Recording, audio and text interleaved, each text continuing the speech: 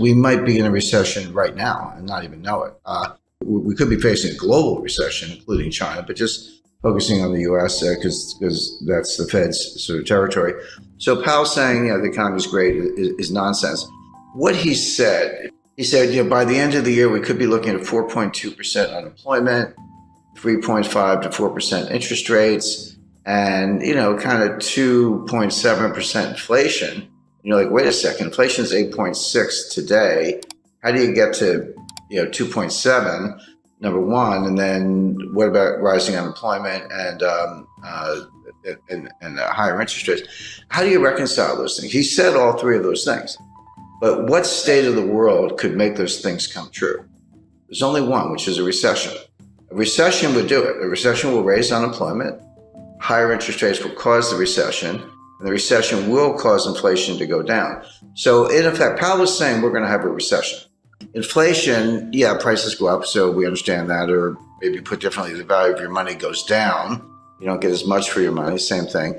But inflation, broadly speaking, has two causes. One is called, not to get too technical, but it's called cost push. This comes from the supply side. So there's a shortage of oil. And we've got a financial and economic war going on between Russia and the United States. U.S. really started it, but U.S., EU, Canada, Australia, Japan versus Russia. That's obviously disrupting supply chain, cutting down energy supply, causing the price of oil to go up, et cetera. So that's coming from the supply side. And you're exactly right. The Fed can't drill for oil. The Fed can't plant wheat. The Fed can't make semiconductors. So they can't do anything about this. And the supply chains are breaking down. They were breaking down before the war in Ukraine, but Ukraine has made it worse. The other source of inflation is called demand pull. And this is when individuals, you, me, and all of our viewers and, everyday Canadians and Americans worry about inflation. We say, well, I'm just thinking about buying a refrigerator. Better buy it now before the price goes up, or the car, or house, or whatever it might be. They're different, but they affect each other. When the cost push inflation from the supply side has enough effect, there's a tipping point or critical threshold in psychology. We say, maybe it is out of control. I better go buy some stuff. Then the velocity of money goes up and then you get inflation. So the Fed can't do anything about cost push. They can't do anything about the price of oil. And you're right about that.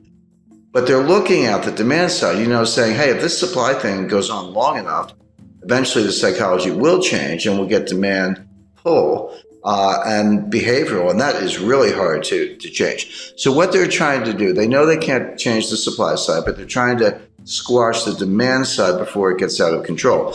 Now, the question, of course, is can they do it? The answer is they can do it, but at what cost? So a general rule of thumb, this is really simple. You have to forget about nominal interest rates. Nominal interest rates are the rates you see on your screen, you hear about in the headlines and all that. Real interest rates are nominal interest rates minus inflation. Take the inflation out and see what's left. Well, right now, real interest rates are about 2%, actually 1.75% under the Fed's policy rate. Inflation's 8.6%. So, just round numbers, 1.5 minus 8.5, that makes the inflation rate -7. That's nowhere near. It's got to be +2. Real rates have to be +2 to squash inflation. Right now, they're -7. So that implies that the Fed has to raise interest rates to 10.5% to get to +2 real interest rates. That's never going to happen. They're never going to get there. They will destroy the economy long before they get there. So the Fed has no hope of squashing inflation from the demand side, as you described, by raising rates, unless inflation comes down for other reasons. So what they're going to do, they're going to keep raising rates, 2, 2.5, 3, 3.5, 4, hope that inflation comes down from 8 to maybe 3, although I think that's a stretch. You could get into positive real rate territory, but they're really far away from it. So I think, by the way, I described what they're trying to do. I should make it clear they're going to fail. The only way inflation comes down, the way we're talking about, is if they trash the economy, a severe recession. If that happens, you say, well, do people still need to put gas in their cars? Well, you're right, but not if they're unemployed, because they're not going to work. There's a lot here that's just for show. It sounds good on TV, but there's a lot less here than meets the eye. But the point is, this is not over anytime soon.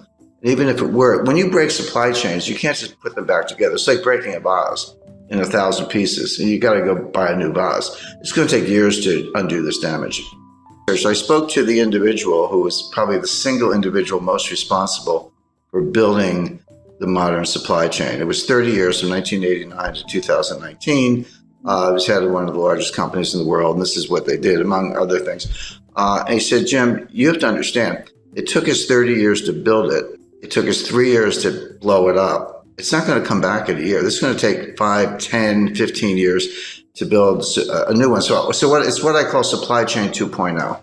Well, buying a refrigerator is a good idea. Buying a freezer might be a better idea. We're looking for food shortages by the fall. Now, when I say food shortages, in Africa and Middle East, this will mean mass starvation. You may see the greatest humanitarian crisis in history because they literally can't get the food. Everyone's like, well, gee, you can't get Ukrainian wheat.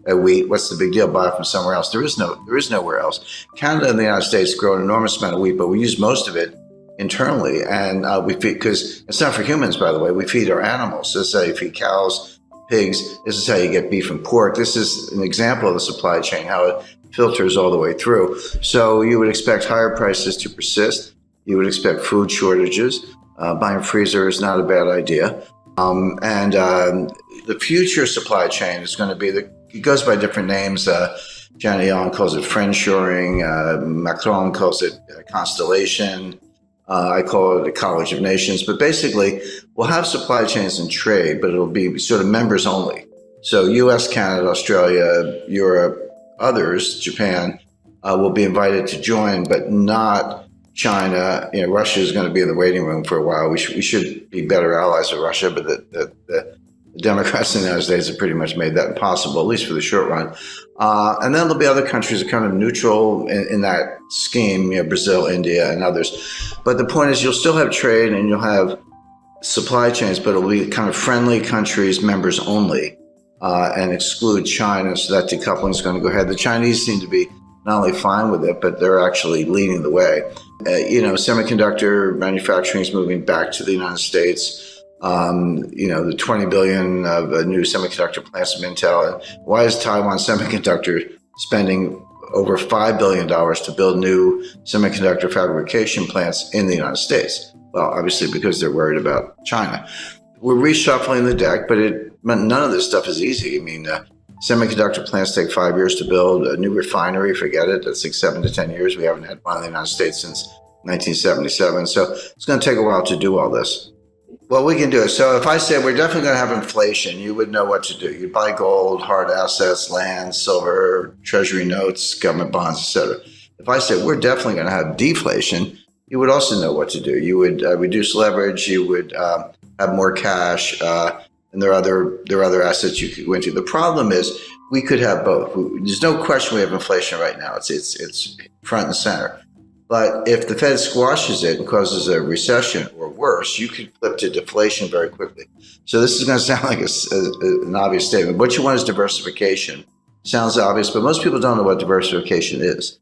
I see people, I've got 50 stocks in 10 different sectors. I'm highly diversified. I'm like, no, you're not. You have one asset class called stocks.